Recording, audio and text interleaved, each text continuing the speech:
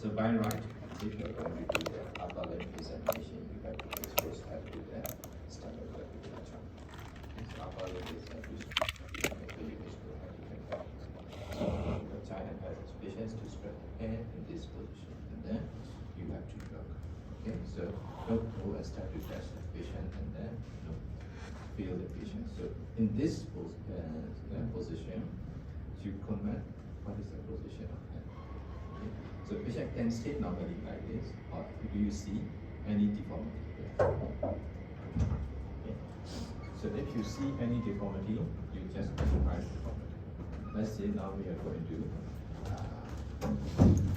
describe about the injury. Right? So if it is there, patient hand is like that, you can see that maybe floor, floor. But you cannot say this is floor, but look at floor. So the right hand is the other finger. Then also deformity. This one is wasting. Okay, wasting is like in dorsal there is an involution wasting in between them. Okay, so if you can see obviously the bone here and then in between there is a depression which is called involution wasting. So here you comment on involution wasting. So more important thing is do not forget to as the business to bend your hand like this and then comment on that. This position. Sometimes you just look up from there and then you finish and then don't look at that side. So you have to look both sides and pull the patient hand and then. Okay, this is a common mistake because you do not know the pathology yet, right? You do not know where is the pathology, you do not know where is the pain. So in case patient has a shoulder problem, hip and elbow problem, stiffness, you just go and turn the patient sharp, feel the pain. Okay, so because of this, so before you identify where is the problem, don't touch the patient. And as a patient, you can can you please turn like this and then if you see there is a wasting, pinna, hypotenuse. Okay, so pinna wasting, hypotenuse wasting. So this is the size of the ulna and the hypotenuse is ulna and then is the median nerve injury. Then you ask the patients to move. Okay, and there is no deformity in this movement because some deformity are only appear if you ask a patient to move. Okay, later you will see in median nerve injury there is a one clinical sign called writing index finger sign, or sometimes we also call the sign of repetition.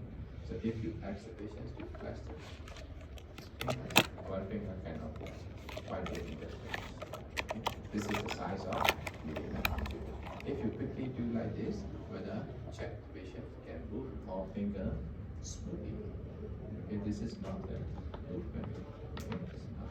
Okay, then this is in locking stage. Okay? Generally, wasting deformity. Okay, this two is the main one. And based on your case, sometimes you visit the SS, something as well. Maybe sometimes there is a swelling. Then you describe this where is the side shape, right? So like the general surgery. If you see swelling, so where is the swelling, then you continue to something like ganglion, right? So consistency, size, mobility, right? Whether just to the skin or not, this is the swelling description. But normally, if we actually do the neurological examination, there might not be the swelling or there might not be the something normally some deformity, right? Wasting like this should be. So if you comment after this, you can now start to feel. Okay, so temperature, tenderness, this type of neurological examination. Okay, so here temperature, as we said, you feel, go up, okay, compare for side. Tenderness,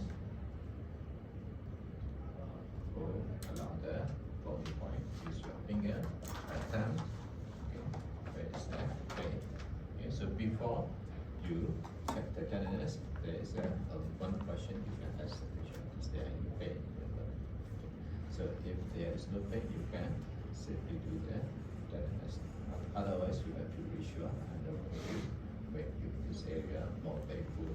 So this is the proper method. You have to demonstrate the examiner to take care of the patient. Professional examination. Then you check. Okay, that is okay. Then you feed it. Okay. In case you cannot, there is a maybe dressing, right? Sometimes open wound, you cannot feed here. You check there. Okay, perfect. Okay. Then after that, okay, slowly move. Okay. So movement is depends on the scenario. Okay. Scenarios. For example, scenario is injury to the elbow. So injury to the elbow. You have to move up to the elbow and distant to the pathology. Your scenario is forearm. So normally, what we check in the orthopedic is the distal neurological deficit. Distal neurological deficit is distant to the injury, right? So because of this, in your scenario, the patient, the man has injury to the middle of the right hand. Maybe they want to get to the radial nerve injury. At least you have to check wrist movement, elbow movement. Okay, so at the movement, and then after that you hold the patient and then assess. So at the movement, wrist, then you hold, check that. Okay, so this is movement. Okay, but this is not neurological examination. Okay, so don't confuse. Don't edit movement and don't comment power is weak. Okay, so do not comment about the power. This is not destined power. This is the but patient with a neurological problem. If you test the edit movement, sometimes they cannot move, right? But this is but you are still testing the edit movement, not testing the power, right? So because of this, don't interpret this as a power zero. This is limitation of movement. Okay. So in look, feel, move. In move, you have to interpret whether patient has a stiffness or limitation of the power, limitation of the movement. Then in neurological examination, you see, then you interpret power 0, 1, 2, 3. Okay. So do not confuse active movement and power examination. Now we are testing is active. Okay. Right. So extension, flexion, ABD, ADD. This movement is active. Okay. So after that, you are going to check the power of different members. Right. So now every feet move. Okay. Normally upper leg you do not need to do measurement. Okay. Normally upper leg you do not need to do measurement. So what you need to do is what special test you need to do. So after this is the general. After general around 2-3 minutes. Okay. In your final exam we have a 10 minutes. So around 2-3 minutes is your general examination. Another 2-3 minutes is for your special test. And another 2-3 minutes is for your discussion. So just now I explained you about 10 minutes, but in exam you should take about 2-3 minutes. Okay, and look, breathe, and then move, and then move to your examination.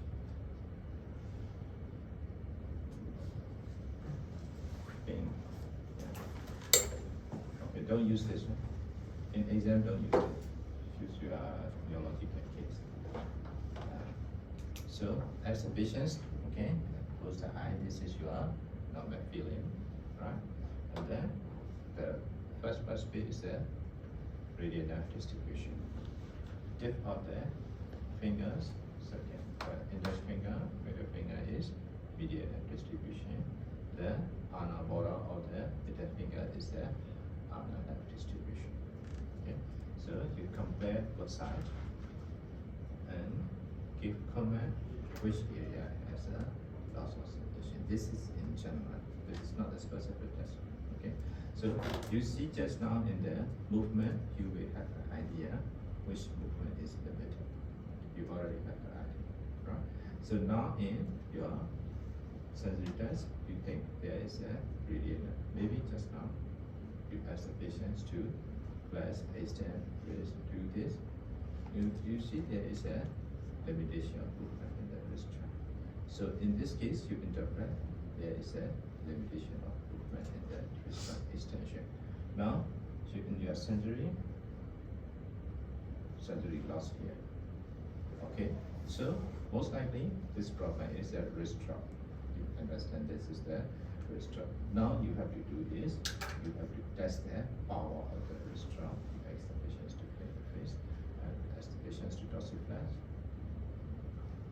Then you interpret 2/5, 1/50. The power depends on the patient's situation. Okay, so this is a general sensory is now you think this is the really enough distribution. So for neurological examination, sensory and motor and the reflex normally in upper limb if you don't do reflex stay okay. But you know the preferential examination in orthopedic is not the higher motor condition. Most of the lower motor condition. So because of this check is not really significant. There will be maybe normal or absence. So if you suspect that, now you suspect that really enough distribution. Okay.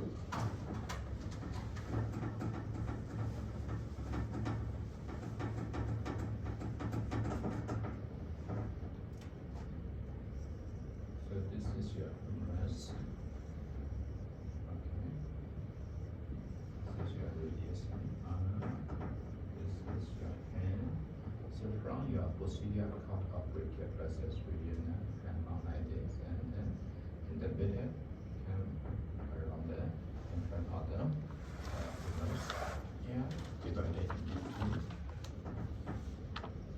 One is we call posterior intraosseous nerve behind hand. This one is the sensory branch. Okay, this sensory branch is the one just now I show you just here. Okay, there is a one branch from here to the delta for the elbow extension. Okay, this is for elbow extension. There is a one branch here to the here with the radius and wrist extension. So, if there is a radial nerve injury, if the injury is here, around the axilla we call very high lesions. Okay, if the injury is here, high lesions, and injury is below this, we call low lesion. Okay, low lesion. So now you suspect the sensory loss here. Okay, you suspect the sensory loss here. Sensory loss here. You understand this is most likely radial nerve distribution. You have to identify where is the problem. Very high, or low. Okay. So if it is very high, meaning starting from here, all the functions are lost. So bring the patient like this. Ask the patient to extend the elbow. This is for the checking the elbow extension. Right? So tricep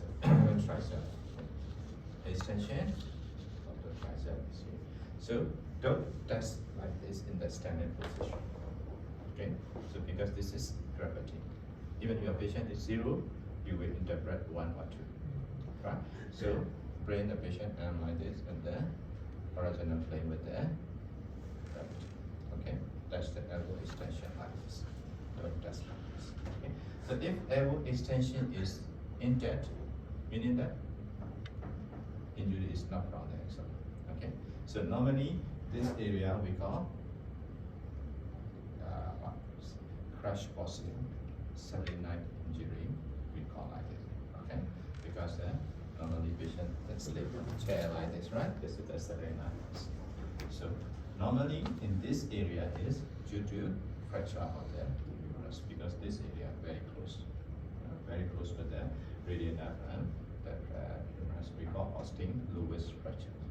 Name of the surgeon who discovered is Austin Lewis. Okay, so if this one is elbow is intact, then you check wrist. Okay, patient cannot extend the wrist, can extend the elbow, meaning that injury is in between. But this is high radial nerve injury. Okay, this is high radial nerve injury, wrist shock. Okay, so if the patient can extend the elbow, extend the wrist, but cannot extend the fingers, only this. This will be because of posterior intraosseous nerve injury, behind. Okay, so after bifurcation here, right, one is motor branch, posterior intraosseous, one is sensory branch here. If sensory loss only here, all extensions are intact, this is the sensory branch of radial nerve injury, sensory injury.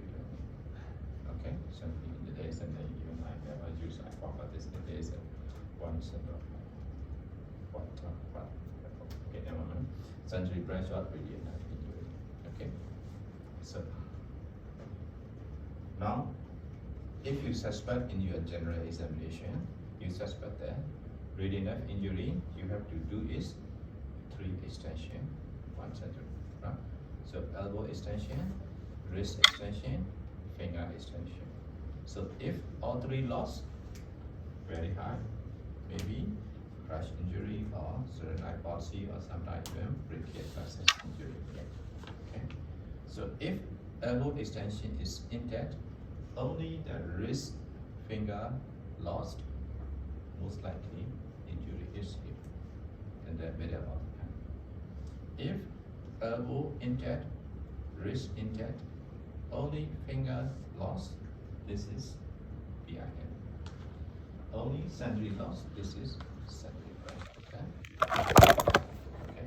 So common is common, high radial is common.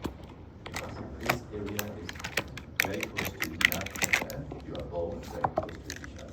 Right? So because of this, common is common, very high radial is common.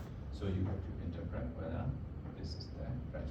Normally, there will be a scenario injury to the outside accident, injury to the arm, patient cannot extend the wrist either. Okay. So this is how you have to examine and interpret the radial nerve. Okay. So any questions? So it's clearly that the one who could have your Is sensory different from AIN? Yeah, AIN is not this one. AIN is the branch of median. Sensory is sensory branch. Okay. Sensory branch is here, just very superficial. So if you have a ganglion, okay, ganglion wrist here, it is very close to the AIN. Sometimes, a sensory branch. Sometimes there is an injury to the sensory branch of the radial nerve after. This is common. Okay? This is sensory only. So sometimes there is a nerve entrapment syndrome. Only sensory branch of the radial nerve here because of the same very muscular weightlifter, bodybuilder. Their muscles are very strong, and then there is a compression of the sensory nerve here. Then patient, then the sensory branch of radial compression. Okay. So this is how you have to understand which level. Very simple, 3 extension. Keep in your mind. If it is a radial nerve injury, you have to demonstrate 3 extension. Okay, 3 extension. So you just later you just practice on each other to make sure you understand the step very well. So in discussion, okay, I'm not going to discuss each and every nerve. I will just discuss them. So if there is a peripheral nerve injury, you need to understand the certain classification. Okay. There is a neuroplasia, axonotmesis, and neurotomesis. Have you heard about this before? Right? Okay. So what is neuroplasia?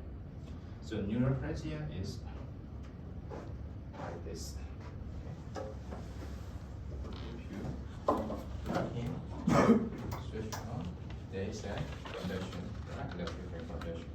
There is electricity. Neuroplasia means if you off the light, no contaction. This situation is called neuropraxia. There is no, let's say this is the peripheral nerve, there is no anatomical damage to it. Only contaction block. Okay, like when you give the anesthesia, block. This is regional block. This is neuropraxia. You temporarily block the contaction, right?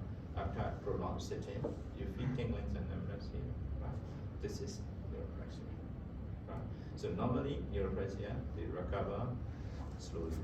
Yes, that depends on the severity, maybe within 1 day or sometimes 2-3 days. After 2-3 days, normally. So after if there is a peripheral nerve injury, first you have to think this is there without neuropraxia.